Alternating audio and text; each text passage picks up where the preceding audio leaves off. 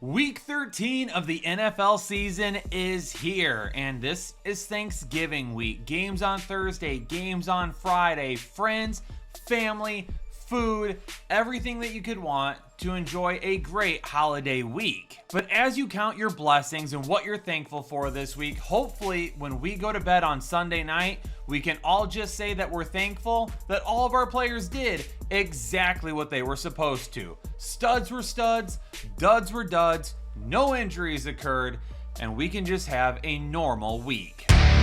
Before we jump into the analysis for every single matchup for running backs this week, we gotta check in on the BRUNT Workhorse report. And we need to see which running backs are giving us the most workhorse performances of the season. At the very top of the list, it continues to be Christian McCaffrey, and it's not even close. And the names at the top continue to be the same names that we've seen all season long. Christian McCaffrey, Jonathan Taylor, James Cook, Bijan Robinson. Now that Devon Achane has finally had his bye, he's dropped back a little bit, but he's still getting plenty of volume. And after the insane performance that Jahmyr Gibbs had this past week against the New York Giants, seeing him only at number 9, you gotta wonder to yourself, if this guy was more inside the top 5 for most touches this season, how big would his numbers be right now? And there's a couple of players at the end of the list that will probably fall off this week as well. Alvin Kamara dealing with an injury, we'll talk about him more in just a minute. And J.K. Dobbins also probably out for the rest of the season. And just like some of these running backs are giving you high performance games that you can rely on every single week, BRUNT is giving you high performance workwear that you can rely on for any job. All day comfort, heavy duty durability, made for any trade. And right now, if you use code headliners over at brunt.com or by using the link down in the description below, you can get $10 off of your order. Plus, you can try it risk-free on the job site. We've got 3 games on Thursday this week, and just like always, we'll kick it off at 1 o'clock with Green Bay at Detroit. As of right now, we have to list Josh Jacobs as questionable. He was a limited participant in practice on Monday, and still no clear indication on whether or not he will be able to play on Thanksgiving Day.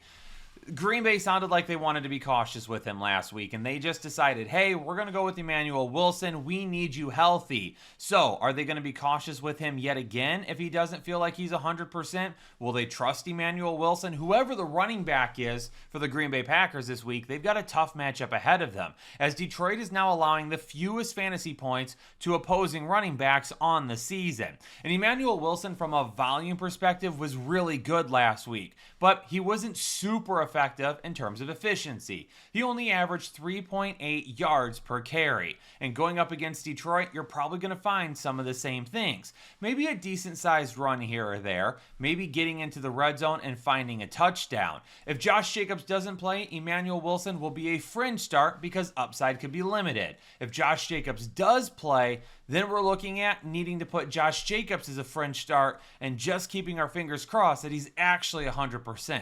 The Green Bay Packers are allowing the 9th fewest fantasy points per game to opposing running backs, but Jahmyr Gibbs is coming off of a game where he scored 49.5 points, the most fantasy points that any player has scored in a game this season. So of course we're going to be starting Jahmyr Gibbs this week. Hopefully he sees just as much work in the passing game as he did last week and as he did back in week 1 when Detroit also struggled to run the ball against Green Bay on the road. I really debated putting David Montgomery as a sit this week, and for a lot of you out there, you can probably afford to actually sit him as long as you're not dealing with a ton of injuries. But the numbers for David Montgomery just don't look great. He only has 1 rushing touchdown in his last 6 games. He only has 2 games where he has over 70 rushing yards this season, and he's only been inside the top 24 running backs 4 times. He just doesn't look nearly as explosive this season as he has the last couple of years. So for whatever reason, he just has lacked some of that playmaking ability. He's still seeing a decent amount of touches and he's still staying out on the field. He's just not playing the way that he used to. The midday game on Thanksgiving is going to be Kansas City at Dallas, and this should absolutely be a fun one. And at the running back position, it may not be fun trying to figure out what's going to happen in Kansas City. Isaiah Pacheco was a full participant in practice on Monday, and as long as he doesn't have any setbacks, they do believe he is going to try and get out there for Thursday on Thanksgiving, but there's no word on that yet, and he's officially going to be questionable heading into this week as of this recording. So what do we do with Kansas City? Well, Kareem Hunt has a touchdown in 4 straight games. So if Isaiah Pacheco doesn't play this week, Kareem Hunt is going to be a fringe start because of the touchdown ability. Now, Dallas's defense has been way better as of recent than it has been for a majority of the season, because as of right now, they're still allowing the 6th most fantasy points per game to opposing running backs. But over the last 4 games, they're only ranked 14th in fantasy points per game to opposing running backs, and they've only allowed 2 rushing touchdowns to running backs during that time. So if Isaiah Pacheco can go on Thursday, realistically, I would say we probably stay away from Pacheco this week and list him as a sit. It does hurt Kareem Hunt, and when you look at him as being a fringe start, he would still be a fringe start because of his touchdown potential. But if he doesn't score a touchdown, you're going to really hate seeing him in your lineup the rest of the week. Javonte Williams, even in a really tough matchup going up against Kansas City, allowing the 5th fewest fantasy points per game to opposing running backs, he's still going to be a start. We're not playing him for his ceiling this week. If you're expecting a high ceiling, that is where you're going to let yourself down. But if you put him in looking for the running back that in 3 of his last 4 games has at least 80 rushing yards, and at that point, 8 to 10 fantasy points is exactly what you're hoping for. 70 to 80 rushing yards. Hopefully he gets maybe 2-3 catches in the passing game for a few yards.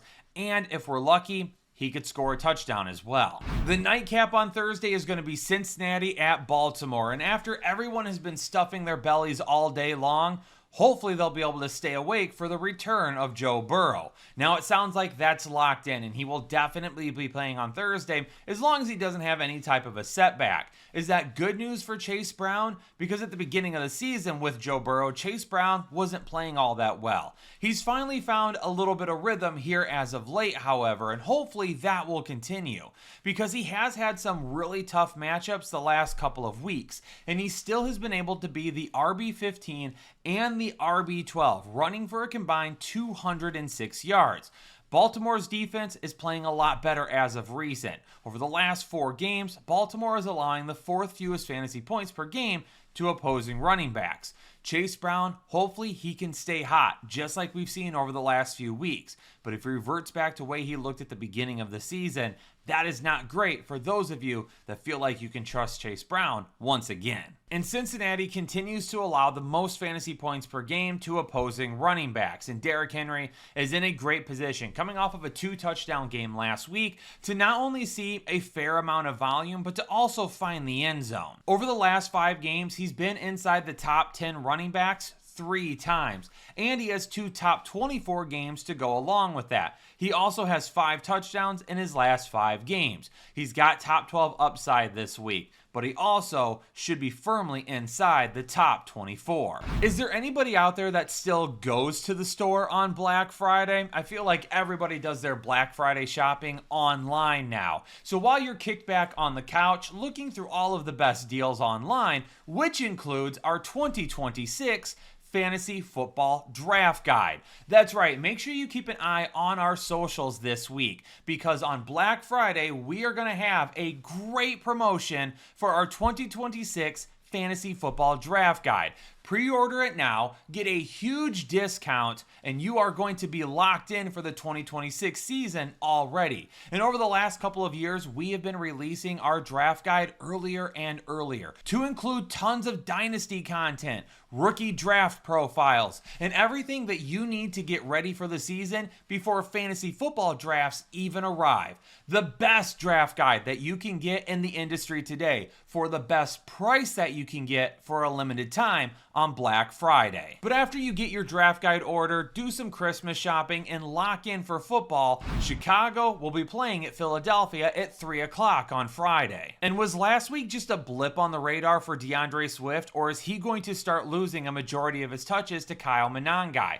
Because last week, Monangai outsnapped Swift 35-29. Now, DeAndre Swift has dealt with some injuries off and on, but Kyle Monangai right now looks like the better running back. He's getting opportunities in the red zone and he's converting. That's why he's a fringe start, because Swift is taking a ton of opportunities away from Kyle Monangai, which is keeping him from being a must-start running back. But Swift in his own right is getting enough touches that he has to be a fringe start still as well, even after running for only 15 yards on 8 carries last week. Now, DeAndre Swift does not have a touchdown in 3 straight games, but over the last 3 games, he has run for 80 and 90 yards in 2 of those games.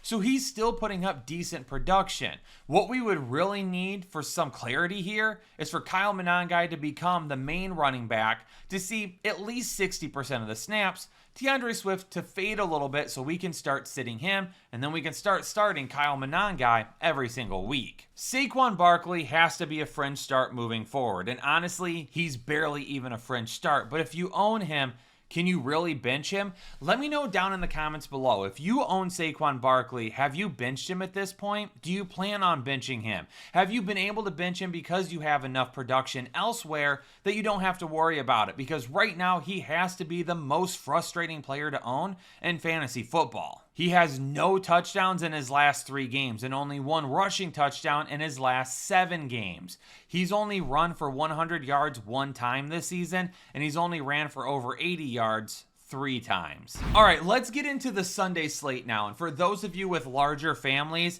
you still might be celebrating Thanksgiving on Sunday. So if you are, make sure you have the games on in the background. Christian McCaffrey going up against Cleveland will go ahead and kick things off on Sunday. And for CMC, it's a tough matchup. Cleveland allows the 8th fewest fantasy points per game to opposing running backs, but nobody has more volume than Christian McCaffrey right now. The key to him finding his ceiling this week is not what he does on the ground, because unfortunately he hasn't been great on the ground this season, but it's how much work he might get in the passing game. And with Myles Garrett going after Brock Purdy this week and the NFL sack record, we could see Christian McCaffrey with quite a few targets. Quinshon Judkins was banged up a couple of different times last Sunday, but based on what Kevin Stefanski said, he is cleared and ready to go for this week. So he is going to be a start for me.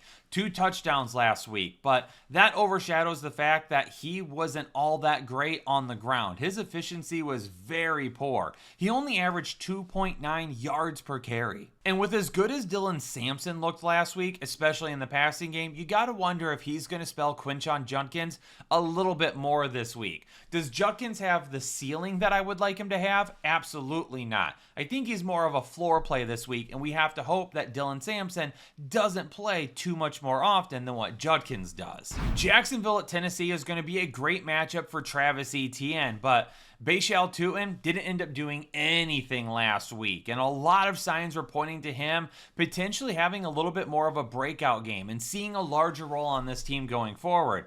That didn't end up happening. Travis Etienne going up against Tennessee, allowing the 7th most fantasy points per game, is coming off of a great week. 86 yards on 15 carries, added another 30 yards in the passing game on 3 receptions, and a touchdown. So for right now, we'll still run Travis Etienne out there and not really worry about Tutin all that much. Great floor for Etienne with a solid amount of upside this week. Tony Pollard and Tajay Spears have not been fantasy relevant in quite some time. And with the matchup going up against Jacksonville, allowing the 7th fewest fantasy points per game, I expect both of them to stay irrelevant in fantasy, at least for another week.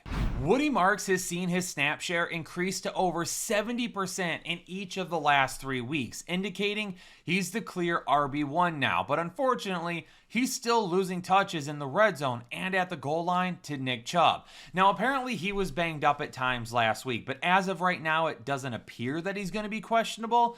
Keep an eye on that. Going up against Indianapolis this week, it is a little bit of a tougher matchup, and he's had trouble finding his ceiling this season, even with over 70% of the snaps. So he's a fringe start at best. Jonathan Taylor has a couple of dud performances over the last 3 weeks, and that is not what you want to see from your RB2 heading into the playoff time frame. Christian McCaffrey did end up passing him with his performance on Monday Night Football this week, but Jonathan Taylor has still had a fantastic season.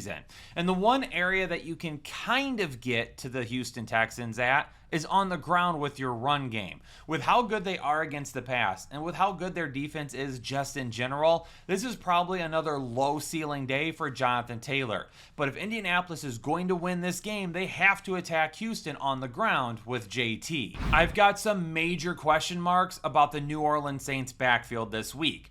I've got Alvin Kamara listed as questionable. However, it does appear that he is going to miss this week, even though he's not listed out as of yet. But they've got a great matchup going up against Miami, who currently allows the 9th most fantasy points per game to opposing running backs. But who's going to be the guy that gets a majority of the carries? I wanted to put Devin Neal as a fringe star. I really went back and forth on it a lot this week. But at the end of the day, it was Taysom Hill who had more carries last week after Alvin Kamara went down. And I'll talk about Taysom Hill in the tight end video, and I'm going to try my best not to throw up while I'm doing it. But for Devin Neal this week, I think if you're in an emergency situation where you play 2 flex spots and you need somebody that is going to get at least a decent amount of volume, then Devin Neal would be like that emergency fringe start. But for a majority of us, I really would rather try to stay away from Neal if we don't have to, knowing that Taysom Hill may not only get a lot of touches out of the backfield, but he also might get the touches that matter most inside the 5. And Devon Achane, absolutely a must start this week. I did a video last week on some of the most consistent floor plays, the guys that have given you the best floor and the least amount of duds all season long.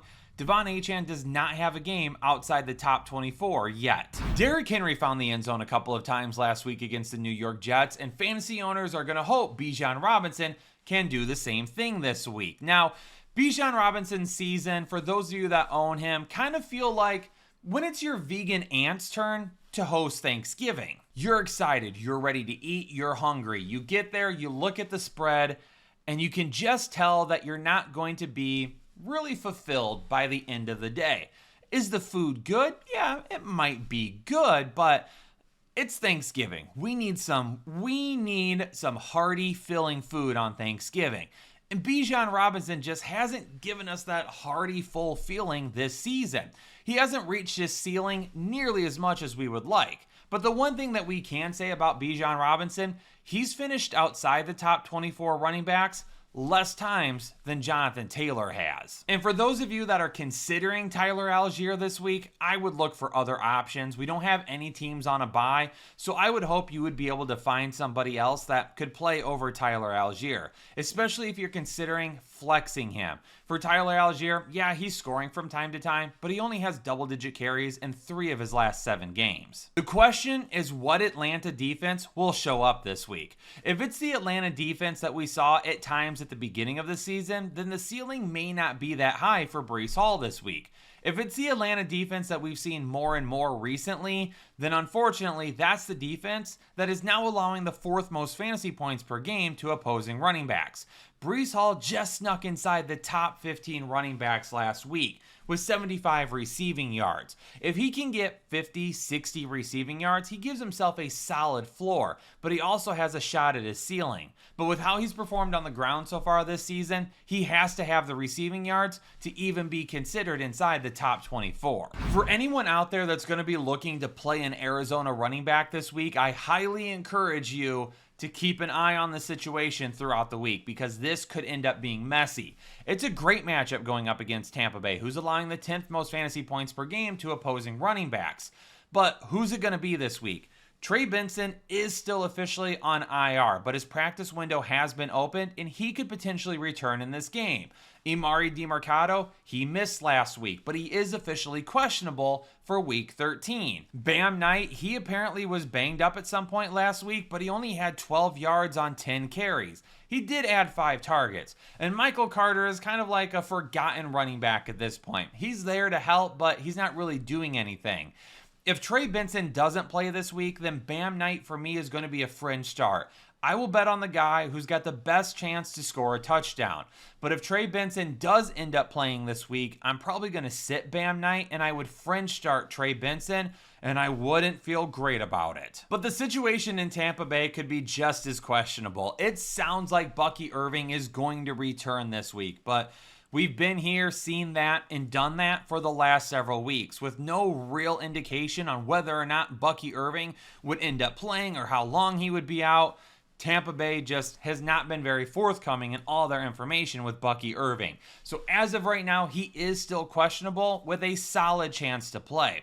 Now they're going up against Arizona, allowing the 8th most fantasy points per game to opposing running backs. If Bucky Irving does play this week, he is a fringe start for me. If Bucky Irving doesn't play this week, Sean Tucker goes from being a fringe start to a must start. But I would fringe start Bucky Irving and Sean Tucker. With more than likely no Baker Mayfield this week and needing to play Teddy Bridgewater, I would expect Tampa Bay to run the football an awful lot. And hopefully there's more than enough touches in a solid matchup for Irving and Sean Tucker to both have fantasy value. Right now, Blake Corum is getting just enough volume to be a pain in the butt for Kyren Williams owners and to kill some of the upside for Kyren Williams himself, but not enough volume that he's actually viable in fantasy for our lineups.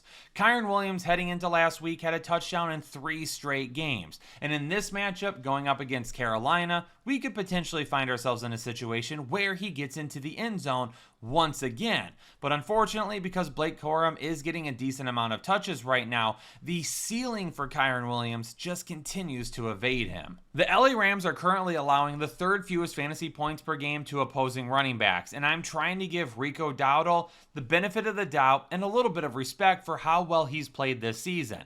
But I'll tell you right now, if Rico Dowdle is anything more than a flex option for you this week, you could be severely disappointed. For him to even be fantasy viable this week, I really do believe he's going to have anywhere from 4 to 5 targets, and he's going to have at least 40 receiving yards. If he can find the end zone, that will help a lot. If he can't find the end zone, you're looking at a single-digit score for him. The Vikings could end up being without J.J. McCarthy this week, as he was a surprise addition to the concussion protocol after their game ended. But for some of you, you're probably going to feel like it doesn't really affect him all that much. If that were to happen, then rookie undrafted free agent Max Brosmer would end up starting. And if he's the guy, I could expect Aaron Jones to get quite a few targets in this game. It's a tougher matchup against Seattle, allowing the 10th fewest fantasy points per game. But Aaron Jones could easily make his day on the targets alone for somebody starting their first career game in the NFL against a very tough defense. I don't know. Charbonnet scored a touchdown last week. Kenneth Walker looked really good after being questionable for a majority of the week. All I know is, over the last couple of weeks, Kenneth Walker has 212 total yards.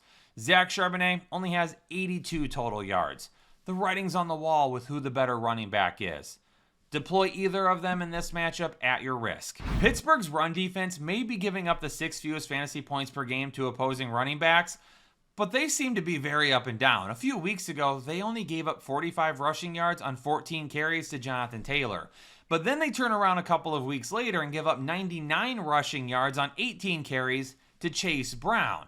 James Cook may not have a ton of upside this week, but hopefully he's closer to Chase Brown than Jonathan Taylor, which seems really weird to say. Based on the matchup and how they've been utilized as of recent, I would say Jaylen Warren and Kenneth Gainwell can both be fantasy relevant this week. It's a solid matchup against Buffalo, who's allowing the 3rd most fantasy points per game to opposing running backs.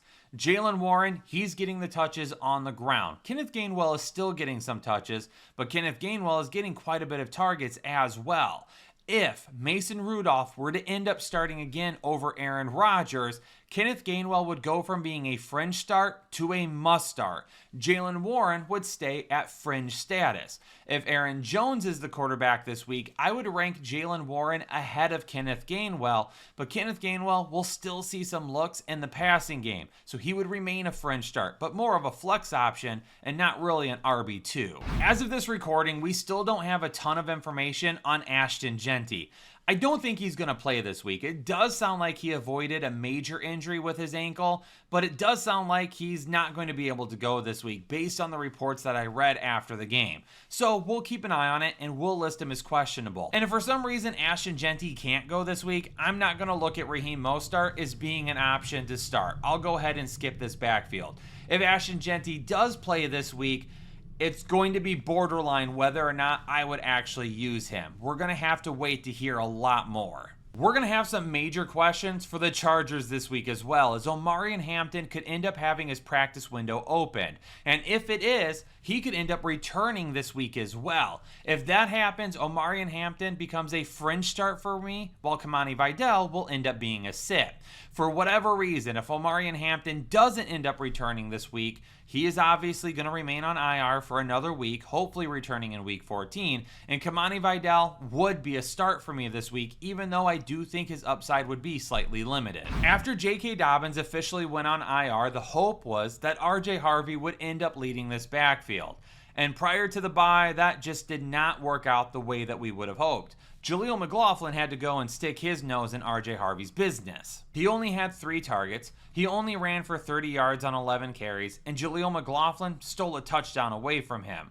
So for this week going up against Washington, I could definitely understand if you want to be hesitant playing R.J. Harvey. Washington, however, allows the 5th most fantasy points per game to opposing running backs.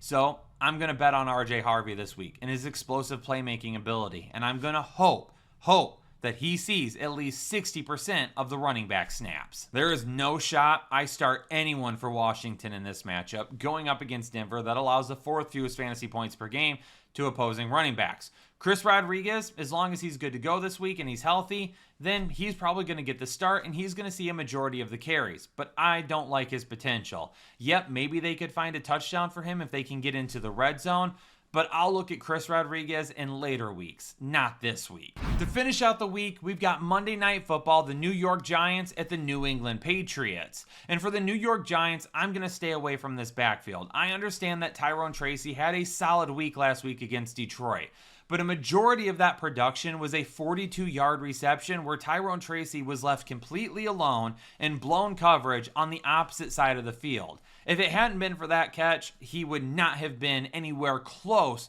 to being fantasy viable. New England is allowing the 2nd fewest fantasy points per game to opposing running backs right now. And if Jackson Dart can return this week, which I expect him to do, he could also take away some rushing touchdown potential from either of these guys. The New York Giants just gave up a huge game to Jahmyr Gibbs, and they fired their defensive coordinator. So maybe things are a little bit better for them this week. But Travion Henderson, for me, after being the main back once again last week, I'm going with him as a must start. The New York Giants are allowing the 2nd most fantasy points per game to opposing running backs. Henderson did not have a huge upside day because his efficiency wasn't that great, but he did still get 18 carries, and he had 4 targets in the passing game as well.